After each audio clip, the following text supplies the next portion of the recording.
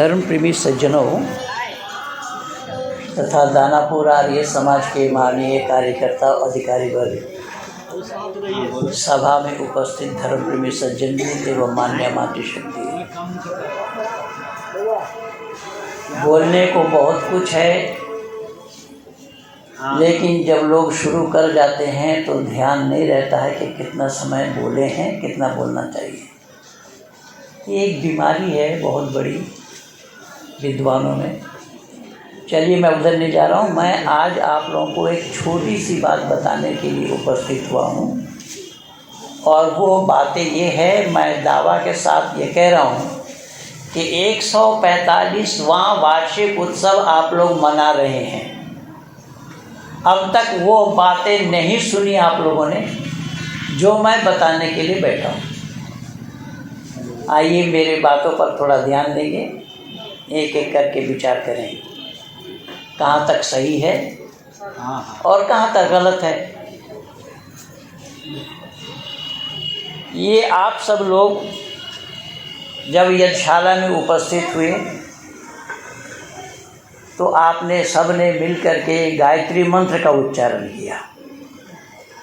ओम भूर्भुवस्वः तत्सवितुर्वरेण्यं भर्गो देवस्य धीमहि धियो यो नः प्रचोदयात्। ये मंत्र का उच्चारण केवल हमारे आर्य समाज में नहीं होता, अपितु पौराणिक जगत में भी यही मंत्र का उच्चारण करते हैं। सिर्फ परेशानी इतना है कि हमारे यहाँ पर इसका अर्थ बोला जाता है, पौराणिक जगत के लोग अर्थ नहीं जानते। इसलिए मैं इसका सरलीकरण करता हुआ ऋषि दयानंद के जो मंतव्य है वो मैं आप लोगों के सामने रख रहा हूँ। ऋषि दयानंद बतला रहे हैं कि ओम परमात्मा का निज नाम है, मुख्य नाम है।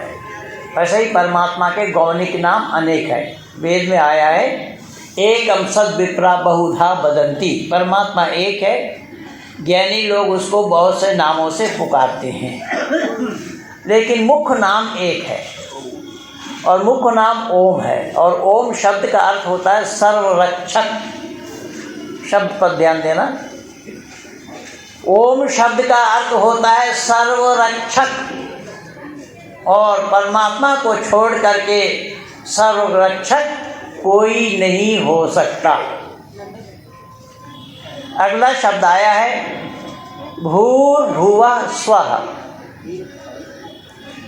वो सुख का दाता, दुख विनाशक, सुख देने वाला, दुख दूर करने वाला कौन है? बोले वह परमात्मा है।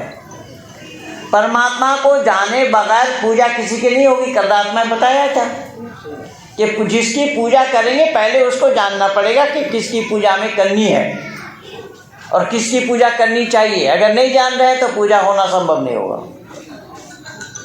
इसलिए यहाँ ऋषि दयानंद बतला रहे हैं कि वो परमात्मा सुख का दाता, दुख का विनाशक। जो सुख देगा वही दुख विनाश कर सकता है। जो सुख नहीं दे सकता वो दुख का विनाश करता है। सुख पाने का मतलब ही दुख दूर होना। इसलिए ये गुण परमात्मा में है, सुख का दाता, दुख का विनाशक, प्राणों से भी प्यारा। देखिए, अपना प्राण हर एक को प्यारा होता है, लेकिन परमात्मा के लिए कहा गया है कि वो परमात्मा प्राणों से भी प्यारा है। अब परमात्मा प्राणों से भी प्यारा है, इसलिए परमात्मा को वर्ण किया।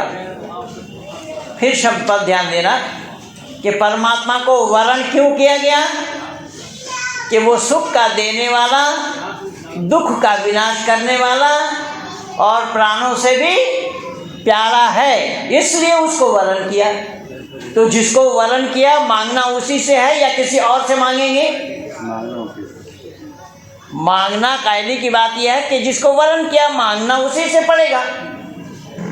और यहाँ लोग वर्ण किसी को करते हैं और मांगते किसी और से हैं। यहाँ परेशानी हो रही है। तो जिसको वर्ण करेंगे उनसे अगर नहीं मांग रहे हैं तो कहीं पर भी कुछ हाथ लगने वाला नहीं है, और यही हो रहा है। यहाँ तत्सवितुर्वरेण्यम परमात्मा से ही कहा गया है कि हम तुझी को वर्ण करते हैं, तो तुझी को वर्ण करते हैं। जब उसको वर्ण किया तो फौरन उसे मांगिए, और मांगने के आप हकदार बन गए, मांगने का अधिकारी बन गए, क्योंकि वर्ण न करते होते तो मांगना नहीं पड़ता। वर्ण करने के कारण उसके मांगने के हम हकदार बन गए, तो मांगा, क्या मांगा? धियो यो न प्रचोदयात्, क्या परमात्मा आप हमें बुद्धि दीजिए। देखिए, धन संपदा नहीं मांगा गया, क्या मांगा गया? क्या परमात्मा आप हमें बुद्धि दीजिए और विद्या दीजिए, क्योंकि बुद्धि के बिना पर ही मानव अपना जीवन को सफल बना सकता है, और बुद्धि में विद्या उसकी सहायक है। विद्या और बुद्धि दोनों हो तो मानव जीवन का कल्याण हो सकता है। लेकिन दुर्भाग्य है कि लोगों ने परमात्मा से मांगना क्या है इसे भी नहीं जाने, और क्या कह रहे हैं? ऐसे वैसे को तो दिया है, मुझे भी ज़रा लिफ्ट करा दे, मोटर बंगला कार दिला दे। एक नहीं तो मोटर बंगला कार मान रहे। अब ऋषि हमारे यहाँ कह रहे हैं कि भाई मोटर बंगला कार ये परमात्मा से मांगने की वस्तु नहीं है। अगर मांगना हो परमात्मा से तो धियो यो न प्रचोदयात् की मांग करो कि तुम्हारी बुद्धि सही है, तुम्हारे पास विद्या है, तो न मालूम कितने मोटर बंगला कार तुम्हारे दरवाजे पे खड़े रहेंगे। लेकिन आज दुनिया वालों ने इसको न जाना है और न माना है, तो जानेंगे नहीं तो मानना कहाँ से है?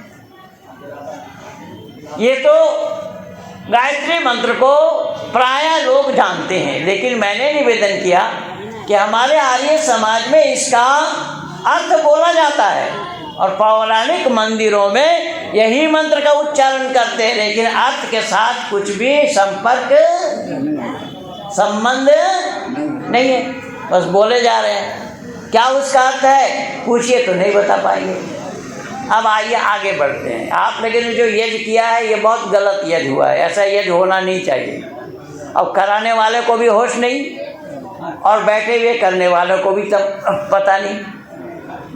आप लोग जब भोजन करते हैं तो थाली से जब भात का दाना छिटक करके बाहर चला जाता है तो क्या करते हो? फेंक देते हैं। तो यहाँ पर अग्निदेव को खिलाने की बात है, अग्निदेव को खिलाया आप लोगों ने। ये खिलाने का तरीका है जो चारों तरफ बिखेर दिया आप लोगों ने, कैसा ही खिलाया जाता है। जो बच्चा अपने हाथ से खा नहीं सकता, माँ निवाला अन्न का गिलास बच्चे के मुंह में डालती है, नाक में ठूसती है, मुंह में डाल। तो यहाँ क्या किया है? नाक में डाला गया। न कराने वाले को तमीज़ और न करने वाले को पता, तो अनर्थ हो। जब अर्थ होगा कहाँ से? जब आप काम गलत करेंगे और आप चाहेंगे फल हमें सही मिले तो नहीं होगा। सही फल मिलने के लिए, सही फल चाहने के लिए काम भी सही करना पड़ेगा। हम सही काम करेंगे नहीं, गलत काम करेंगे और फल सही मांगेंगे, ऐसा नहीं होगा। इसलिए अगला शब्द देखिए वहाँ पर क्या होता है। हम यहाँ आ गए, गायत्री मंत्र का उच्चारण किया और आचमन करते हैं यज्ञ की प्रस्तुति के लिए। यज्ञ के प्रस्तुति के लिए आचमन करते हैं। ओम अमृतो प्रसन्नमसि स्वाहा, ओम अमृता विधानमसि स्वाहा, ओम सत्यम यशा श्रीमयी शेषेताम स्वाहा। 3 मंत्र है। दाहिना हाथ में पानी लिया और यूं पान किया। अमृत नाम परमात्मा का है, शब्द पर ध्यान देना। अमृत नाम परमात्मा का है, अमृत नाम जीवात्मा का भी है। जीवात्मा को भी परमात्मा का अमृतस्य पुत्र कहा गया है। ये जीवात्मा क्या है? परमात्मा के अमृत पुत्र है। और पानी का नाम भी अमृत है परमात्मा। आप अमृत हैं, आपका ये जीवात्मा, आपका पुत्र ये भी अमृत है, पानी भी अमृत है परमात्मा। मैं यज्ञ करने जा रहा हूँ, प्रस्तुति के लिए आगे बढ़ रहा हूँ। आचमन हमने कर ली, हमारा गला सूखने ना पाए। जो हम वेद मंत्र का उच्चारण करेंगे, जो हम बोलेंगे, आदि आदि जो काम हमारा होगा, हमें कोई व्यवधान सामना करना ना पड़े, हमारा गला तर रहे। पहले आचमन आपने लिया है। परमात्मा आप आगे हैं, पीछे हैं, ऊपर हैं, नीचे हैं, ओढ़ना है, बिछोना है, क्योंकि तत्सवितुर्वरेण्यम वहाँ आपने बोला परमात्मा को, पहले ही मंत्र में बोला। बोलने के बाद ये याद दिया जा रहा है, याद दिलाया जा रहा है। इतना समझ लीजिए कि इस मंत्र के बोलने से कुछ मिल जाएगा, ऐसी कोई बात नहीं है। हाँ सर। इस मंत्र से, इस मंत्र के उच्चारण से कुछ प्राप्त होगा, ऐसी भी कोई बातें नहीं है। लेकिन हम अपनी भावना परमात्मा से तो रख ही सकते हैं, हम विनती उससे कर ही सकते हैं, क्योंकि वरण उसी को किया, तो व्यथा किनको सुनाएंगे? बाहर जाकर जब हम वरण परमात्मा को किए हैं, तो हम अपनी वेदना किनको सुनाएंगे? मैं हाथ जोड़ रहा हूँ, विनती कर रहा हूँ। अगर मेरी बात समझ रहे होंगे तो सहमति जताइए, वरना कोई बात नहीं। मैं बांग्ला भाषी हूँ, लेकिन मैं बांग्ला बोल ले रहा हूँ। मुझे मालूम है कि बांग्ला बोलेंगे तो आप लोग समझेंगे नहीं। मैं निवेदन कर रहा हूँ कि मेरी बातों को मैं सरल हिंदी में बोल रहा हूँ। अगर समझ रहे हैं तो सहमति जताने के लिए कोई टैक्स भी नहीं लगेगा। मैंने बोला कि यहाँ परमात्मा को वरण किया, तो अपनी वेदना हम किनको सुनाएंगे, किनके पास रखेंगे? उसी परमात्मा को, क्योंकि वेदना से ही तो दूर होना चाहते हैं हम। वेदना से हम दूर होना चाहते हैं, तो दूर होने के लिए जो साधन हमारा है, दूर होने के लिए जो स्रोत हमारा है, दूर होने के लिए जो रास्ता हमारा है, दूर होने के लिए जो सहयोग करता है, उसी को ही हमने जानने का प्रयास नहीं किया कि उनसे हमें मांगना क्या है। गाड़ी बंगला कार मांगना है या धियो यो न प्रचोदयात् की मांग करनी है। तो 3 बार आपने आचमन किया। समय कम है, मैं जल्दी जल्दी में बोल रहा हूँ। 3 बार आचमन करने के बाद दाहिना हाथ को धोया, बायां हाथ में पानी लिया, बायां हाथ को कोर बना करके बायां हाथ में पानी लिया और दाहिने हाथ के 2 उंगली का सहयोग लिया। उंगली लगा करके पानी में वांग में आसे अस्तु, यहाँ होठ में 1 बार लगाना है। कुछ लोग दोनों तरफ लगाते हैं, दोनों तरफ नहीं है, यहाँ पर एक वचन में ही बोला गया है। यज्ञ कराने वाले को भी नहीं मालूम और करने वालों को भी नहीं पता, क्योंकि यज्ञ कराने वाला जब तक आपको बताएंगे नहीं तो आप सीखेंगे कहाँ से, आप जानेंगे कहाँ से। यहाँ एक वचन में है, वांग में आसे अस्तु, और वाक में संध्या में जब करते हैं तो उस समय दोनों तरफ तो होठ में लगाया है। परमपिता परमात्मा आप हमारी बोली में वो ओज दे, वो शक्ति दे, वो ताकत दे, मैं कहीं पर भी असत न बोलूं और असत का समर्थन भी न करूं। परमात्मा बोली में वो ओज दे, वो शक्ति दे, वो ताकत दे कि मैं सत्य के प्रतिष्ठा के लिए अपने को उत्सर्ग करूं। क्या बोला? सत्य के उत्सर्ग के लिए अपने को प्रतिष्ठा करूं। और सत्य बोलना किससे पड़ेगा, किससे बोलेंगे आप? परमात्मा से बोलेंगे, परमात्मा के पास बोलेंगे, लेकिन बोलेंगे किस चीज से? मन से भी बोला नहीं जाएगा, उच्चारण मुख से ही करना पड़ेगा। शब्द पर ध्यान देना। मैं दावा के साथ कह रहा हूँ, मैं 145 वर्ष मना रहे हैं आप लोग, लेकिन ये बातें आप तक नहीं आई, आप तक नहीं आई, और ना कोई सुनाने वाला आया और ना आप लोग सुने हैं। मैं दावा के साथ कह रहा हूँ, मुझे भी यही काम करते हुए 40 वर्ष हो रहा है। मैं जान रहा हूँ आर्य समाजियों के नस नस में मैं घुसा हुआ हूँ, बखूबी मुझे मालूम है। अब यहाँ जुबान से बोलेंगे, मुंह से बोलेंगे, लेकिन दुर्भाग्य तो यह है कि मुंह से बोलने के लिए मना किया गया। बोले गांधी जी के बंदर 3 खाते नहीं किसी से छीन, और उन तीनों बंदर को देखेंगे आप, मुंह में हाथ रखा है, एक आंख में हाथ रखा और एक अच्छा बंधु जरा विचार करें, जब आप बोलेंगे नहीं, कहीं आप असत देख रहे हैं। एक छोटा उदाहरण, सड़क पे नल है, नल में किसी ने पानी पिया, नल तो लगाया गया सबके पानी पीने के लिए, तो किसी ने पानी पिया और उसको बंद किए बिना वो खुला छोड़ करके जा रहा है। आप पीछे पीछे जा रहे हैं, आपने देखा तो आपने तो बंद कर दिया, लेकिन उसको कहेंगे ना कि भैया तुमने पानी पिया, लेकिन नल को तो बंद करना चाहिए था। ये बोलेंगे कि नहीं बोलेंगे? लेकिन ये मूर्खानंद गांधी बोल रहा है, बोलो मत। हाँ जी, अरे थोड़ा गहराई में जाइए ना, मैं क्या बोल रहा हूँ। जब आप सच्चाई बोलेंगे नहीं तो दुनिया कैसे जानेगी सच क्या है और गलत क्या है। अब यहाँ सत्य को बोलने के लिए मना किया जा रहा है कि सत्य को बोले नहीं। और ऋषि दयानंद का मंतव्य है, अगर बोलना हो तो सत्य ही बोलो, असत्य कभी भी न बोलो। ऋषि ने साफ शब्दों में अपने अमर ग्रंथ सत्यार्थ प्रकाश में यही मंत्र शुरू किया, सत्यम वदिष्यामि ऋतम वदिष्यामि। जो कुछ भी बोलूँगा सत्य बोलूँगा, लेकिन दुर्भाग्य आज ये है कि न सत्य बोला जा रहा है न सत्य सुनाया जा रहा है। अब जो नल पानी पिया और खुला छोड़ करके जा रहा है, उसने आपने बोला कि बंद करना चाहिए था, आपने देखा तभी तो बोला। हाथ जोड़ रहा हूं मैं, आपने देखा तभी तो बोला उसको। अगर आप ना देखते होते तो बोल पाते क्या? पर ये मूर्ख कह रहा है देखो मत।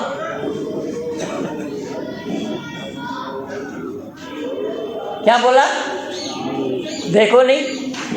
अरे भाई जब देखोगे नहीं आप तो आपका रास्ता कांटा है, कीचड़ है, खंदक है, गड्ढा है, पत्थर है, कैसे जानोगे आप? समझ में आ रही बात कुछ? तो देखे बगैर काम किया जाना संभव होगा क्या? लेकिन यार देखना मना है, ये कह रहे हैं देखो मत। और सुनने के लिए भी मना किया। कहीं कोई गलत बयानी कर रहा है, गलत बोल रहा है और आप सुन रहे हैं, तो क्या आप उसको जा करके कहेंगे नहीं कि भाई ये गलत है? कहना पड़ेगा ना। तो आप सुने हैं तब उसको कह रहे हैं, लेकिन तीनों तरफ से इनको रोका गया। कहना, देखना और सुनना, तीनों बंद। तीनों बंद करने से मानव फिर मानव कहलाने का हकदार नहीं बनेगा। मैं नहीं कह रहा हूँ, ऋषि देव दयानंद कह रहे हैं। ऋषि कह रहे हैं कि आपने आंख मल लिया, आगे स्पर्श शुरू किया, मांग में आशे अस्तु, नसोर में प्राण अस्तु, अक्षुर में चक्षुर अस्तु, कर्णयोर में सूत्रम अस्तु, बाहुर में बालम अस्तु, भूरोर में वोजो अस्तु, अरिष्ठानी में अंगानी तनुस्तन्वा में सहसंतु। क्या ऐ दुनिया के लोगों, ये इसका नाम अंग स्पर्श है। इस मंत्र का नाम क्या है? अंग स्पर्श। कि आपने प्रत्येक अंग को सुचारू रूप से काम करने के लिए और अंग से काम लेने के लिए ही ये विनती परमात्मा से की।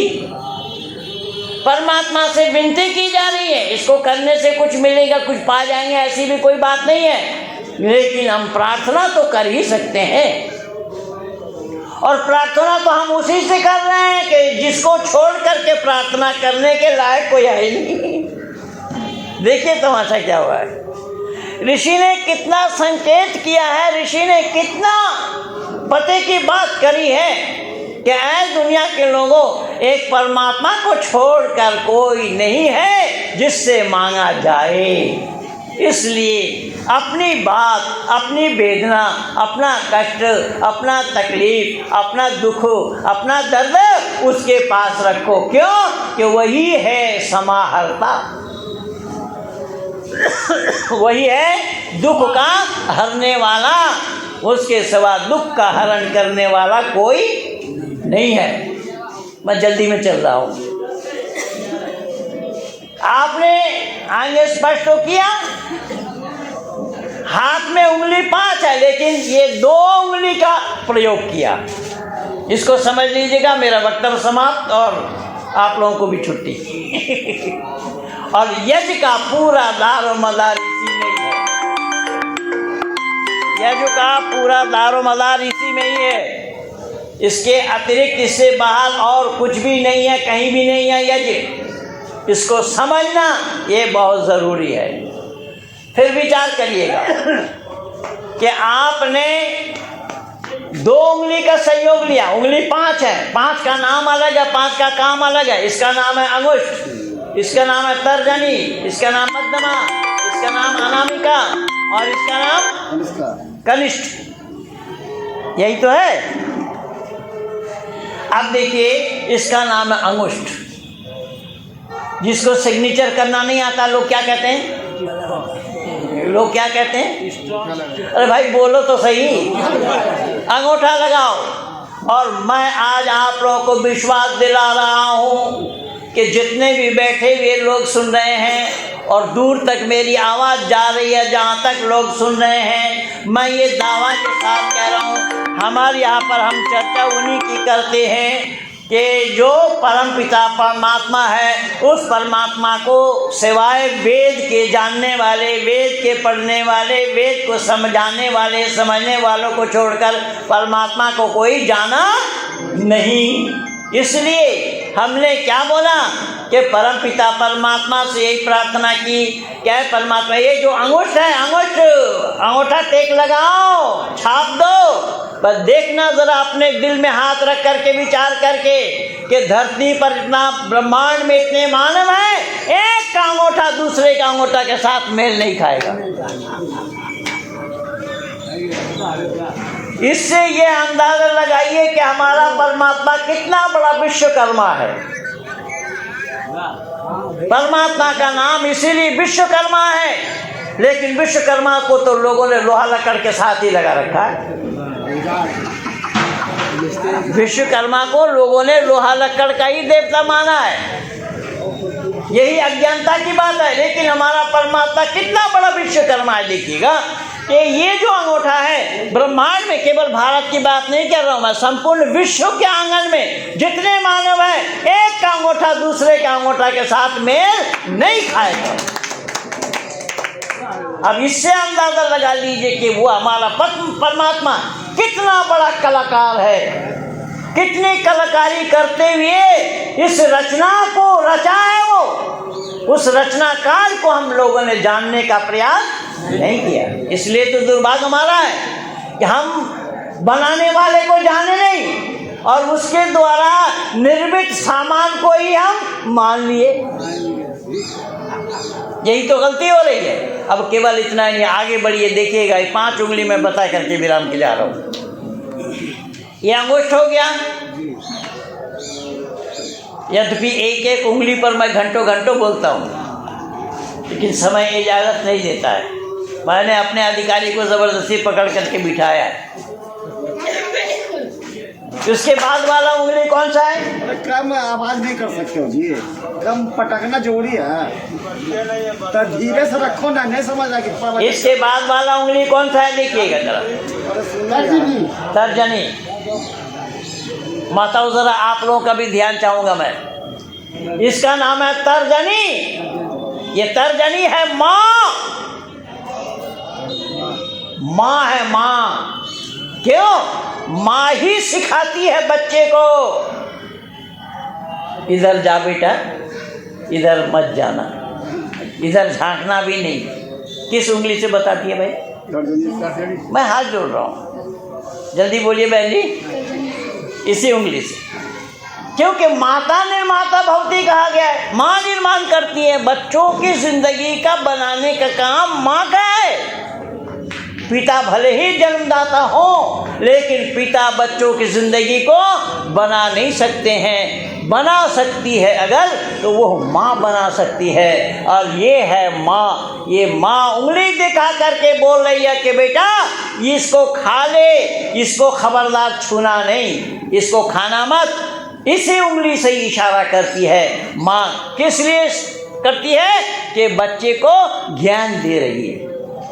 इसलिए तर्जनी का संज्ञा मैंने माँ से लिया कि ये माँ है। मैं बोल रहा हूँ कि एक एक उंगली पर मैं घंटों घंटों बोलता हूँ, पर मैं आना नहीं चाहता था, ज़बरदस्ती बुला लिया। मुझे नहीं पता था कि हम खाने के लिए ही जा रहे हैं, बोलने के लिए समय नहीं है। अब क्या करें, अब दिन भर में 2.5-3 घंटा बोल ना लें तो फिर खाना हजम भी होने वाला नहीं। अगला उंगली कौन सा है, ज़रा जल्दी बोलिए। मध्यमा। मध्यमा, सावधानी से देखना ज़रा। मेरे ही बड़े हैं या आप सबके बड़े हैं? यही उंगली सबसे बड़ी है और ये चिल्ला रही है मैं बड़ी हूँ, मैं बड़ी हूँ, मैं बड़ी हूँ। इसका नाम क्या है? अनामिका। ये बोल रही है तू बड़ी है तो होगी बड़ी, चिल्ला क्यों रही है? तो ये बोली मैं बड़ी हूँ, चिल्लाऊँ क्यों ना? मैं बड़ी हूँ तभी तो चिल्ला रही हूँ भाई। ये बोले देख, बड़ी है लेकिन बड़ी अपने आप कोई बोलते नहीं है। इसलिए रविंद्रनाथ ठाकुर को भी लिखना पड़ा, आपना के बड़ो बोले बड़ो सही नय, लोके जाने बड़ो बोले बड़ो सही होय। अर्थात अपने आप को जो बड़ा कहता है वो कभी बड़ा नहीं होता, दुनिया वालों को बड़ा कहना पड़ता है। दुनिया वाले जिसको बड़ा कहते वही बड़ा कहलाते हैं। ये अनामिका बोल रही है, देख तू बड़ी है लेकिन तू घमंडी है, दम्भी है, गर्वी है। बोले फिर सुन ले कि जिन्होंने गर्व किया है मिट गए उनके वंश, उन तीनों कुल तुम याद करो, रावण कौरव कंस। क्या बोला कि रावण कौरव और कंस ये तीनों कुल की बर्बादी हुई घमंड में। वो लोग घमंड में चूर थे, वो लोग दम्भी थे और दम करने के कारण ही उन तीनों का नाश हो गया। ये कह रही है कि मैं अनामिका हूँ। क्या हूँ? अनामिका हूँ, मैं बिना नाम वाली हूँ, मुझे नाम नहीं चाहिए। तू नाम के लिए काम कर रही है, मैं मुझे नाम नहीं चाहिए। बोले अनामिका हूँ, इसीलिए लोग सोने की छल्ला मुझे ही पहनाते हैं। जिम्मेदारी के साथ बोलिए जरा, सोने की छल्ला किनको पहनाया जाता है? अनामिका को। ये कह रही है कि मैं बिना नाम वाली हूँ, मुझे नाम नहीं चाहिए। तू नाम के लिए मरी जा रही है, लेकिन लोग सोने की छल्ला मुझे देते हैं, आभूषण सोने का मुझे पहनाते हैं। बोले केवल इतना नहीं, जब तिलक कराया जाता है तो मेरे से ही तिलक कराया जाता है। तू बड़ी है, तुझसे तिलक भी नहीं करते।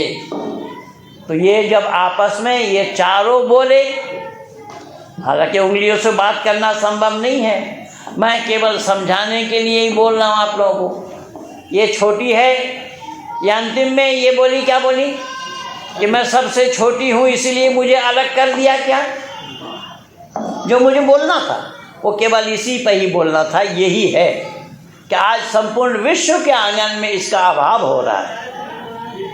ये सबसे छोटी है, ये कह रही है कि मैं छोटी हूँ इसीलिए हमें छांट दिया, हमें अलग कर दिया। चारों ने मिलकर के जो जवाब दिया वो हृदयग्राही है। चारों ने मिलकर के जवाब दिया, भैया तुम छोटी हो लेकिन हो हमारे शरीर के ही अंग। क्यों कि अगर तुम ना हुए होते तो हम तो बर्बाद हो जाते, क्योंकि तू हमारे गेट कीपर हो, तुम हमारे दरबान हो। जब लोग घुसा मारते हैं, मुक्का मारते हैं, और सारा बोझ तुम पर होता है। सही है या गलत है? तो बोझ किन पर होता है, छोटों पर या बड़ों पर? छोटों पर। तो ये पांचों उंगलियों में जो मेल है ये देख रहे हैं, यही वैदिक परंपरा है। इसी का नाम यज्ञ है, परोपकार करना। इसी का नाम वैदिक संस्कृति है, दुनिया वालों का भला करना। इसीलिए मंत्र आहुति देते समय आप लोग भी बार बार दोहरा रहे थे, इदन्नमम, ये मेरा नहीं है। क्या नहीं है? जो कुछ भी जुगाड़ किया है, घी सामग्री समिधाली, ये मेरा नहीं है, मेरा नहीं है, परमात्मा के लिए समर्पित के लिए। तो ये जो पांचों उंगली से जो ज्ञान देना मुझे था वो मैं आप लोगों को बताने के लिए बैठा हूँ। मैं जान रहा हूँ कि जितना लंबा चौड़ा भाषण कोई कितना ही दे ले, प्राथमिक शिक्षा, प्राथमिक बातें जब तक आपके दिल और दिमाग में न डाली जावे तो उन बातों की कोई भी अहमियत, हम क्यों आए, कैसे बैठे, क्या किया, क्या क्या करने आए, आगे क्या होना है, ये सब पर विचार देना चाहिए।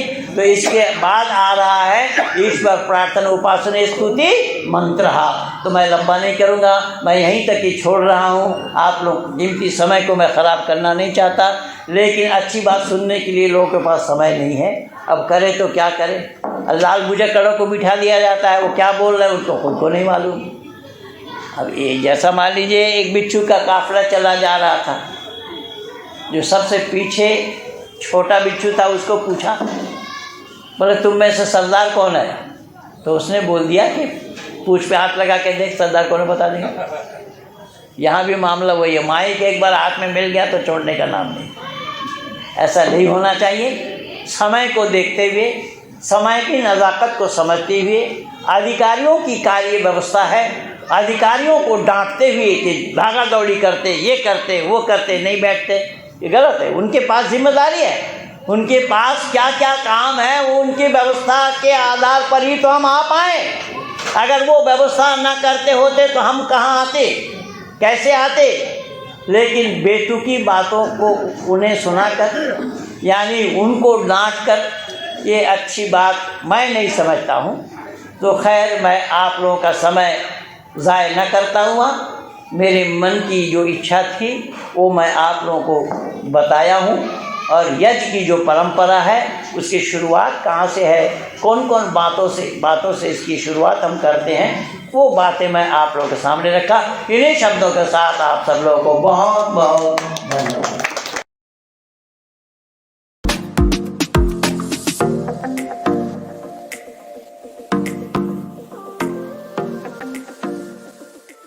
धर्म प्रेमी सज्जनों तथा दानापुर आर्य समाज के माननीय कार्यकर्ता अधिकारी वर्ग, सभा में उपस्थित धर्म प्रेमी सज्जन एवं मान्य मातृशक्ति, बोलने को बहुत कुछ है, लेकिन जब लोग शुरू कर जाते हैं तो ध्यान नहीं रहता है कि कितना समय बोले हैं, कितना बोलना चाहिए। ये एक बीमारी है बहुत बड़ी विद्वानों में। चलिए, मैं उधर नहीं जा रहा हूँ। मैं आज आप लोगों को एक छोटी सी बात बताने के लिए उपस्थित हुआ हूँ, और वो बातें ये है, मैं दावा के साथ ये कह रहा हूँ कि 145वां वार्षिक उत्सव आप लोग मना रहे हैं। अब तक वो बातें नहीं सुनी आप लोगों ने जो मैं बताने के लिए बैठा हूँ। आइए, मेरे बातों पर थोड़ा ध्यान देंगे, एक एक करके विचार करें कहाँ तक सही है और कहाँ तक गलत है। ये आप सब लोग जब यज्ञशाला में उपस्थित हुए तो आपने सबने मिल करके गायत्री मंत्र का उच्चारण किया। ओम भूर्भुवस्वः तत्सवितुर्वरेण्यं भर्गो देवस्य धीमहि धियो यो नः प्रचोदयात्। ये मंत्र का उच्चारण केवल हमारे आर्य समाज में नहीं होता, अपितु पौराणिक जगत में भी यही मंत्र का उच्चारण करते हैं। सिर्फ परेशानी इतना है कि हमारे यहाँ पर इसका अर्थ बोला जाता है, पौराणिक जगत के लोग अर्थ नहीं जानते।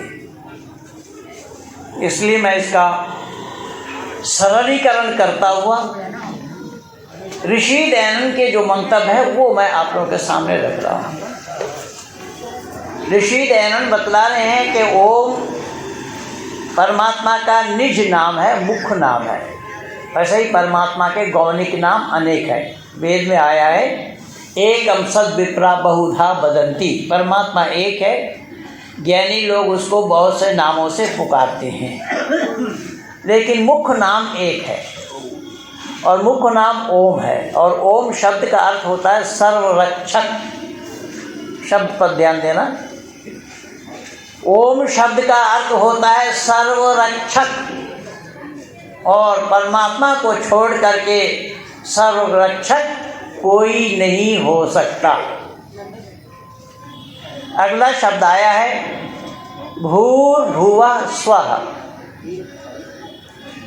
वो सुख का दाता, दुख विनाशक, सुख देने वाला, दुख दूर करने वाला कौन है? बोले वह परमात्मा है। परमात्मा को जाने बगैर पूजा किसी की नहीं होगी। कल रात में बताया था कि जिसकी पूजा करेंगे पहले उसको जानना पड़ेगा कि किसकी पूजा में करनी है और किसकी पूजा करनी चाहिए। अगर नहीं जान रहे तो पूजा होना संभव नहीं होगा। इसलिए यहाँ ऋषि दयानंद बतला रहे हैं कि वो परमात्मा सुख का दाता, दुख का विनाशक, जो सुख देगा वही दुख विनाश कर सकता है। जो सुख नहीं दे सकता वो दुख का विनाश करता है। सुख पाने का मतलब ही दुख दूर होना। इसलिए ये गुण परमात्मा में है, सुख का दाता, दुख का विनाशक, प्राणों से भी प्यारा। देखिए अपना प्राण हर एक को प्यारा होता है, लेकिन परमात्मा के लिए कहा गया है कि वो परमात्मा प्राणों से भी प्यारा है। अब परमात्मा प्राणों से भी प्यारा है, इसलिए परमात्मा को वर्ण किया। फिर शब्द पर ध्यान देना कि परमात्मा को वर्ण क्यों किया गया? कि वो सुख का देने वाला, दुख का विनाश करने वाला और प्राणों से भी प्यारा है, इसलिए उसको वर्ण किया। तो जिसको वर्ण किया मांगना उसी से है या किसी और से मांगेंगे? मांगना कायदे की बात यह है कि जिसको वर्ण किया मांगना उसी से पड़ेगा। और यहाँ लोग वर्ण किसी को करते हैं और मांगते किसी और से हैं, यहाँ परेशानी हो रही है। तो जिसको वर्ण करेंगे उनसे अगर नहीं मांग रहे हैं तो कहीं पर भी कुछ हाथ लगने वाला नहीं है, और यही हो रहा है। यहाँ तत्सवितुर वरेण्यम परमात्मा से ही कहा गया है कि हम तुझी को वर्ण करते हैं। तो तुझी को वर्ण करते हैं, जब उसको वर्ण किया तो फौरन उसे मांगिए, और मांगने के आप हकदार बन गए, मांगने का अधिकारी बन गए। क्योंकि वर्ण न करते होते तो मांगना नहीं पड़ता। वर्ण करने के कारण उसके मांगने के हम हकदार बन गए, तो मांगा। क्या मांगा? धियो यो नः प्रचोदयात्। क्या परमात्मा आप हमें बुद्धि दीजिए। देखिए धन संपदा नहीं मांगा गया, क्या मांगा गया? क्या परमात्मा आप हमें बुद्धि दीजिए और विद्या दीजिए, क्योंकि बुद्धि के बिना पर ही मानव अपना जीवन को सफल बना सकता है। और बुद्धि में विद्या उसकी सहायक है। विद्या और बुद्धि दोनों हो तो मानव जीवन का कल्याण हो सकता है। लेकिन दुर्भाग्य है कि लोगों ने परमात्मा से मांगना क्या है इसे भी नहीं जाने, और क्या कह रहे हैं? ऐसे वैसे को तो दिया है, मुझे भी ज़रा लिफ्ट करा दे, मोटर बंगला कार दिला दे। एक नहीं तो मोटर बंगला कार मान रहे। अब ऋषि हमारे यहाँ कह रहे हैं कि भाई मोटर बंगला कार ये परमात्मा से मांगने की वस्तु नहीं है।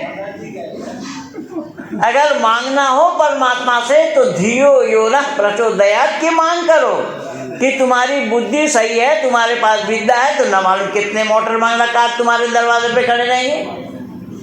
लेकिन आज दुनिया वालों ने इसको न जाना है और न माना है, तो जानेंगे नहीं तो मानना कहाँ से है?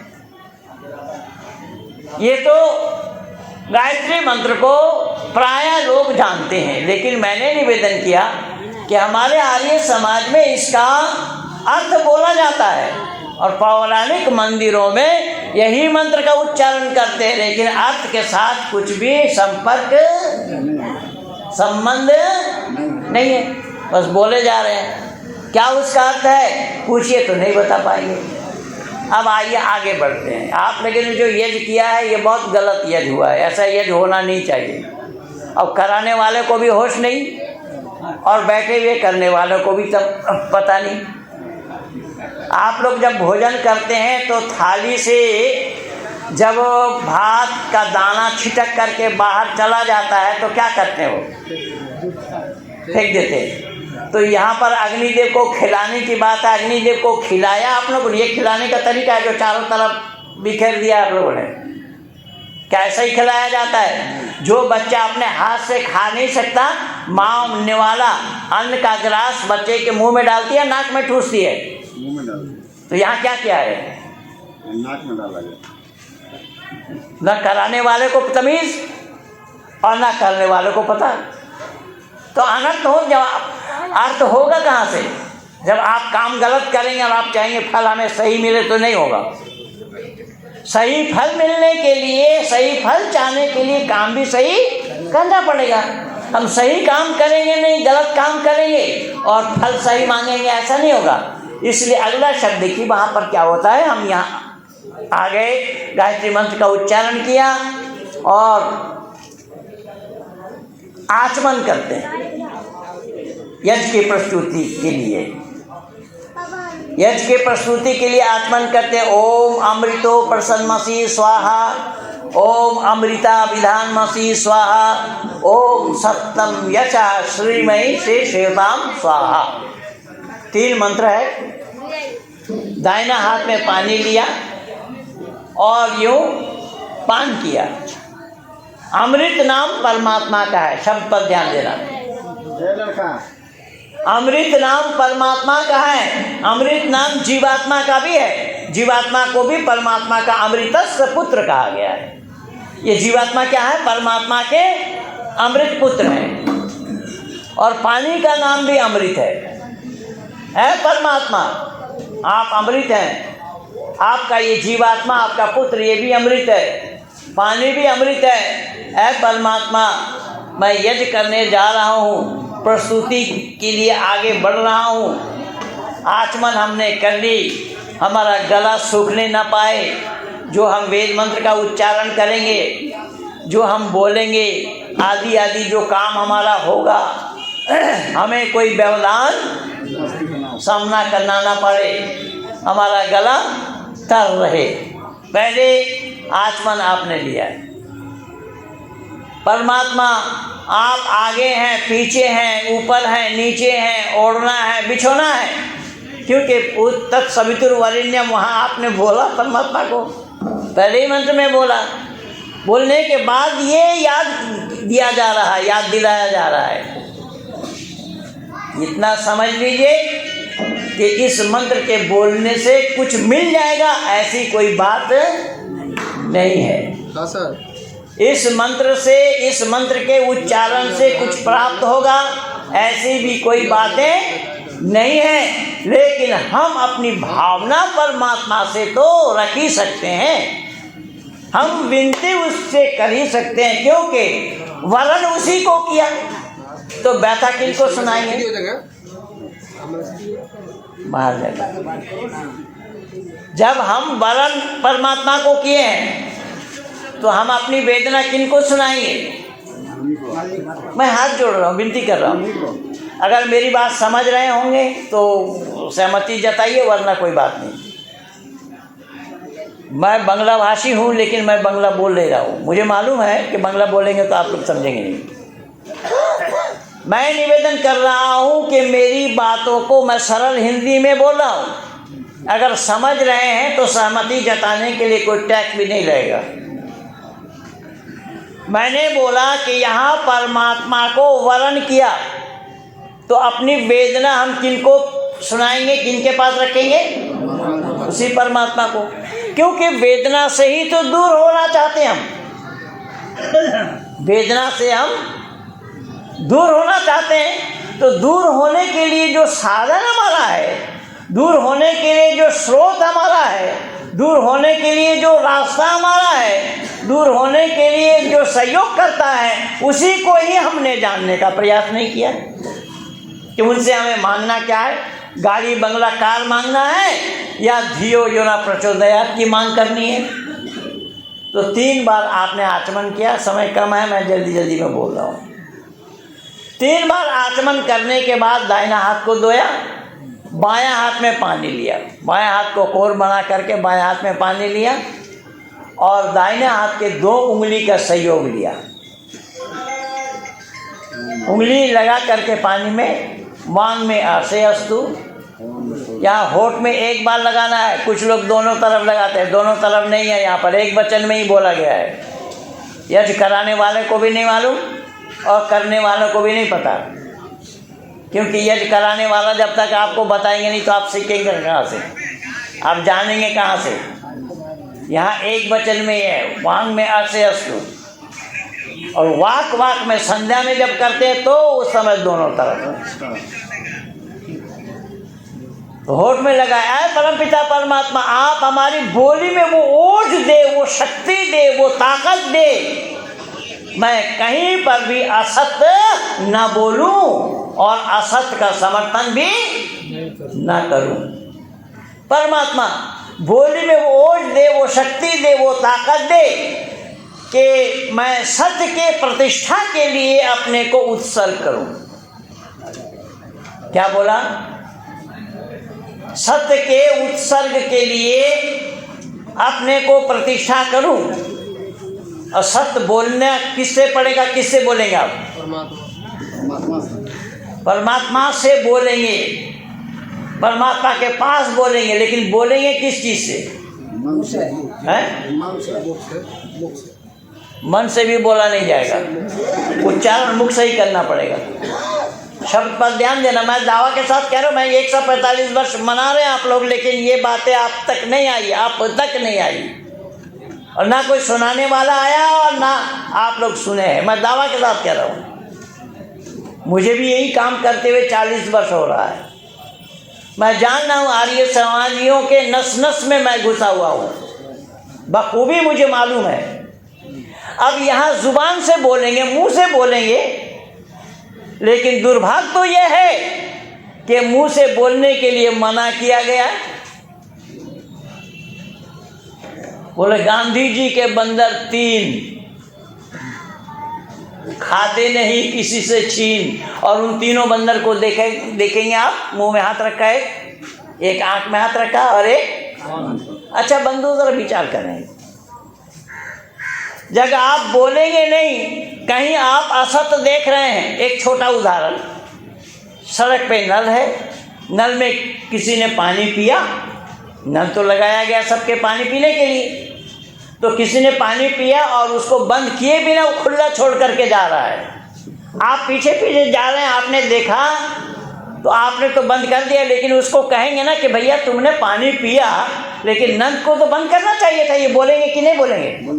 लेकिन ये मूर्खानंद गांधी बोल रहा है, बोलो मत। हाँ जी, अरे थोड़ा गहराई में जाइए ना, मैं क्या बोल रहा हूँ। जब आप सच्चाई बोलेंगे नहीं तो दुनिया कैसे जानेगी सच क्या है और गलत क्या है। अब यहाँ सत्य को बोलने के लिए मना किया जा रहा है कि सत्य को बोले नहीं, और ऋषि दयानंद का मंतव्य है अगर बोलना हो तो सत्य ही बोलो, असत्य कभी भी न बोलो। ऋषि ने साफ शब्दों में अपने अमर ग्रंथ सत्ता प्रकाश में यही मंत्र शुरू किया, सत्यम वदिष्यामि ऋतम वदिष्यामि। जो कुछ भी बोलूँगा सत्य बोलूँगा, लेकिन दुर्भाग्य आ गया है कि न सत्य बोला जा रहा है न सत्य सुनाया जा रहा है। अब जो नल पानी पिया और खुला छोड़ करके जा रहा है, उसने आपने बोला कि बंद करना चाहिए था, आपने देखा तभी तो बोला। हाथ जोड़ रहा हूं मैं, आपने देखा तभी तो बोला उसको। अगर आप ना देखते होते तो बोल पाते क्या? पर ये मूर्ख कह रहा है देखो मत।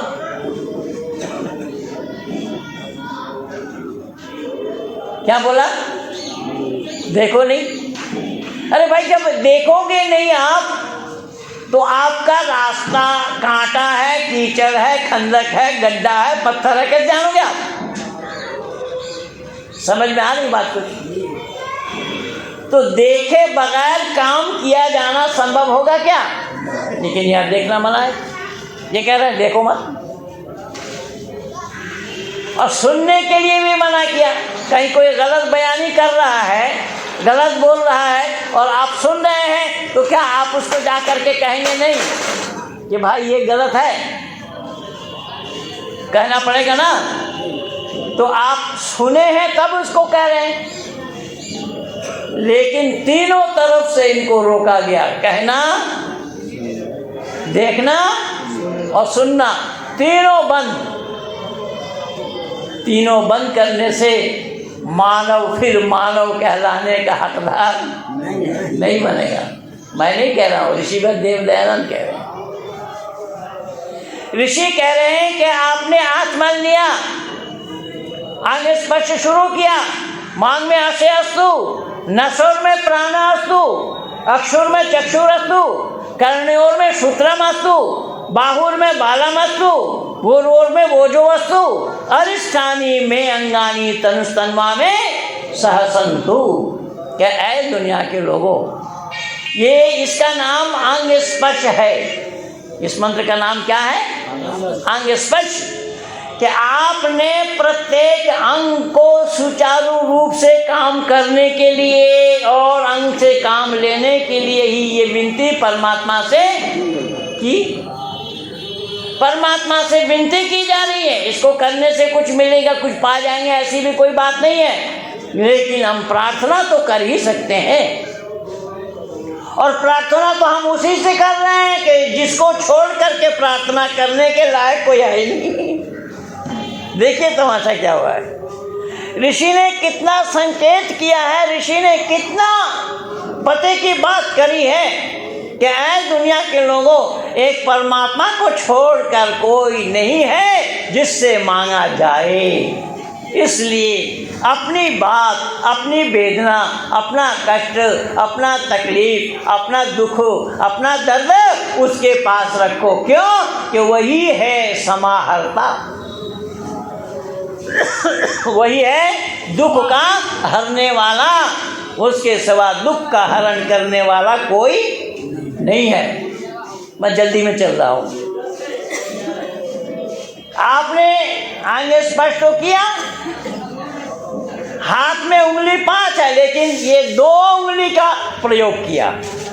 इसको समझ लीजिएगा। मेरा वक्तव्य समाप्त और आप लोगों को भी छुट्टी।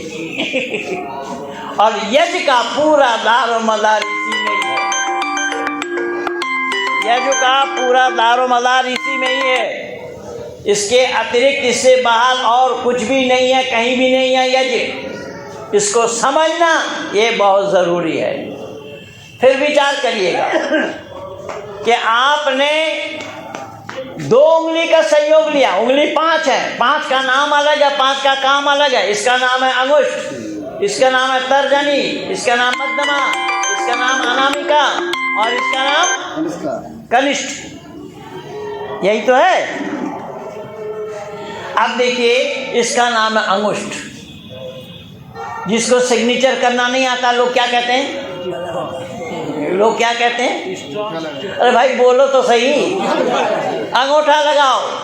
और मैं आज आप लोगों को विश्वास दिला रहा हूँ कि जितने भी बैठे हुए लोग सुन रहे हैं और दूर तक मेरी आवाज़ जा रही है, जहाँ तक लोग सुन रहे हैं, मैं ये दावा के साथ कह रहा हूँ, हमारे यहाँ पर हम चर्चा उन्हीं की करते हैं कि जो परम पिता परमात्मा है, उस परमात्मा को सिवाय वेद के जानने वाले, वेद के पढ़ने वाले, वेद को समझाने वाले, समझने वालों को छोड़कर परमात्मा को कोई जाना नहीं।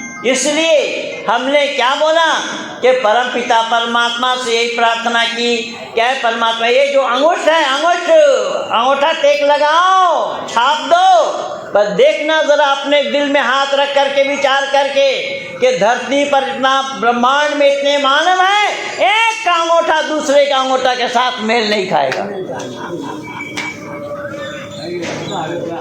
इससे ये अंदाजा लगाइए कि हमारा परमात्मा कितना बड़ा विश्वकर्मा है। परमात्मा का नाम इसीलिए विश्वकर्मा है, लेकिन विश्वकर्मा को तो लोगों ने लोहा लकड़ के साथ ही लगा रखा है। विश्वकर्मा को लोगों ने लोहा लकड़ का ही देवता माना है।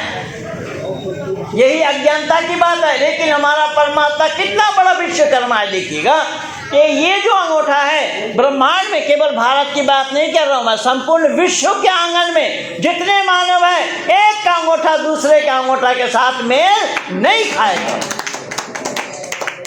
अब इससे अंदाजा लगा लीजिए कि वो हमारा परमात्मा कितना बड़ा कलाकार है, कितनी कलाकारी करते हुए इस रचना को रचा है वो।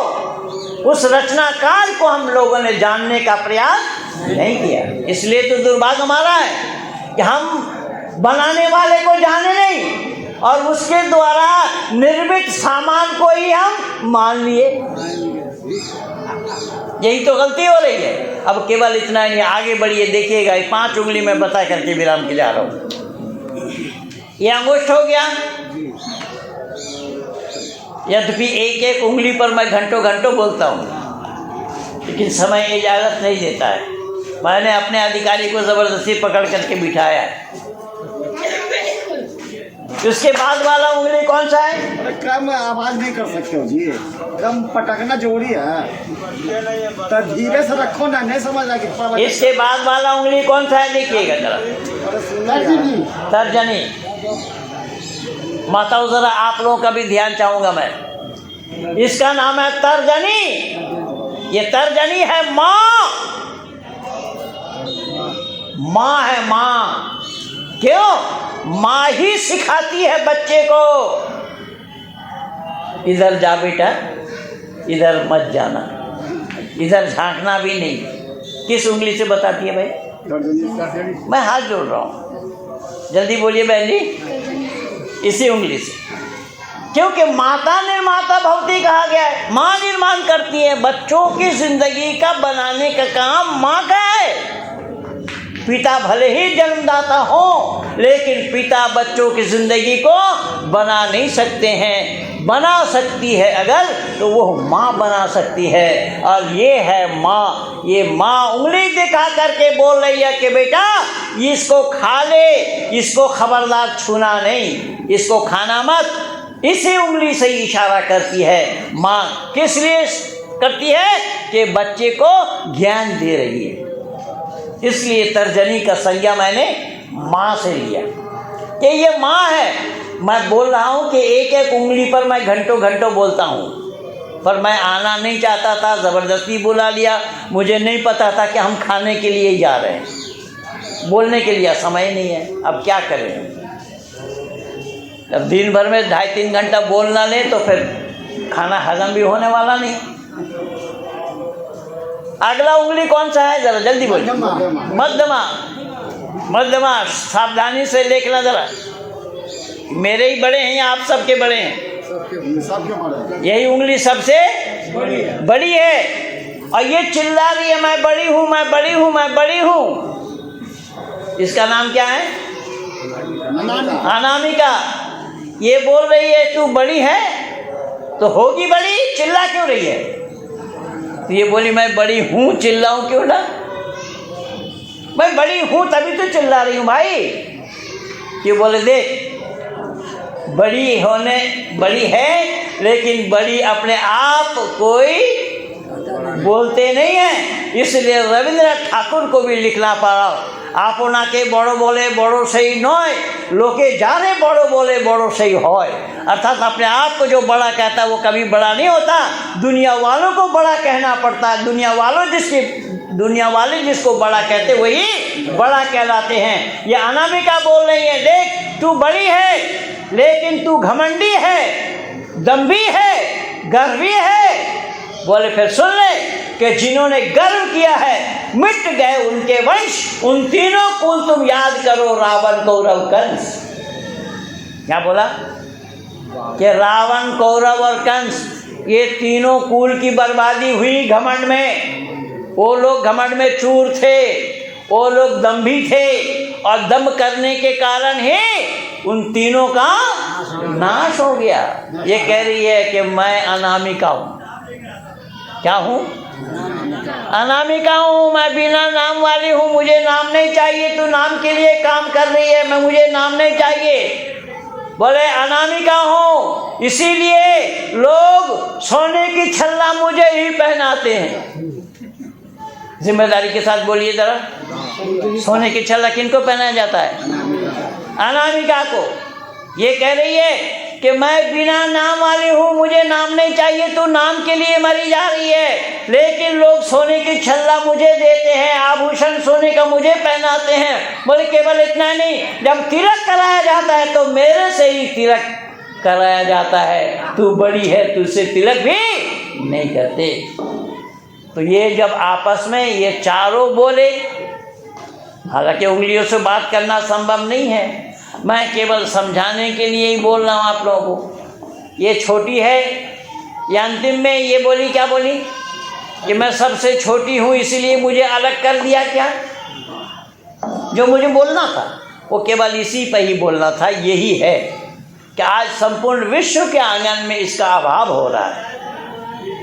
ये सबसे छोटी है, ये कह रही है कि मैं छोटी हूँ इसीलिए हमें छांट दिया, हमें अलग कर दिया। चारों ने मिलकर के जो जवाब दिया वो हृदयग्राही है। चारों ने मिलकर के जवाब दिया, भैया तुम छोटी हो लेकिन हो हमारे शरीर के ही अंग। क्यों कि अगर तुम ना हुए होते तो हम तो बर्बाद हो जाते, क्योंकि तू हमारे गेट कीपर हो, तुम हमारे दरबान हो। जब लोग घूसा मारते हैं, मुक्का मारते हैं, और सारा बोझ तुम पर होता है। सही है या गलत है? तो बोझ किन पर होता है, छोटों पर या बड़ों पर? छोटों पर। तो ये पांचों उंगलियों में जो मेल है ये देख रहे हैं, यही वैदिक परंपरा है। इसी का नाम यज्ञ है, परोपकार करना। इसी का नाम वैदिक संस्कृति है, दुनिया वालों का भला करना। इसीलिए मंत्र आहुति देते समय आप लोग भी बार बार दोहरा रहे थे, इदन्नमम, ये मेरा नहीं है। क्या नहीं है? जो कुछ भी जुगाड़ किया है, घी सामग्री समिधाली, ये मेरा नहीं है, मेरा नहीं है, परमात्मा के लिए समर्पित के लिए। तो ये जो पांचों उंगली से जो ज्ञान देना मुझे था, वो मैं आप लोगों को बताने के लिए बैठा हूँ। मैं जान रहा हूँ कि जितना लंबा चौड़ा भाषण कोई कितना ही दे दे, प्राथमिक शिक्षा, प्राथमिक बातें जब तक आपके दिल और दिमाग में न डाली जावे तो उन बातों की कोई भी अहमियत, हम क्यों आए, कैसे बैठे, क्या किया, क्या क्या करने आए, आगे क्या होना है, ये सब पर विचार देना चाहिए। तो इसके बाद आ रहा है ईश्वर प्रार्थना उपासना स्तुति मंत्र। तो मैं लंबा नहीं करूँगा, मैं यहीं तक ही छोड़ रहा हूँ। आप लोग कीमती समय को मैं ख़राब करना नहीं चाहता, लेकिन अच्छी बात सुनने के लिए लोगों के पास समय नहीं है। अब करें तो क्या करें? लाल बुझक्कड़ों को बिठा दिया जाता है, वो क्या बोल रहे हैं उनको खुद को नहीं मालूम। अब ये जैसा मान लीजिए एक बिच्छू का काफिला चला जा रहा था, जो सबसे पीछे छोटा बिच्छू था उसको पूछा, बोले तुम में से सरदार कौन है? तो उसने बोल दिया कि पूछ पे हाथ लगा के देख, सरदार कौन है बता देंगे। यहाँ भी मामला वही है, माइक एक बार हाथ में मिल गया तो छोड़ने का नाम नहीं। ऐसा नहीं होना चाहिए। समय को देखते हुए, समय की नज़ाकत को समझते हुए, अधिकारियों की कार्य व्यवस्था है, अधिकारियों को डांटते हुए कि भागा दौड़ी करते, ये करते, वो करते, नहीं बैठते, ये गलत है। उनके पास जिम्मेदारी है, उनके पास क्या क्या काम है, वो उनकी व्यवस्था के आधार पर ही तो हम आ पाए। अगर वो व्यवस्था न करते होते तो हम कहाँ आते, कैसे आते? लेकिन बेतुकी बातों को उन्हें सुनाकर, यानी उनको डांट कर, ये अच्छी बात मैं नहीं समझता हूँ। तो खैर, मैं आप लोगों का समय ज़ाय न करता हुआ, मेरे मन की जो इच्छा थी वो मैं आप लोगों को बताया हूँ।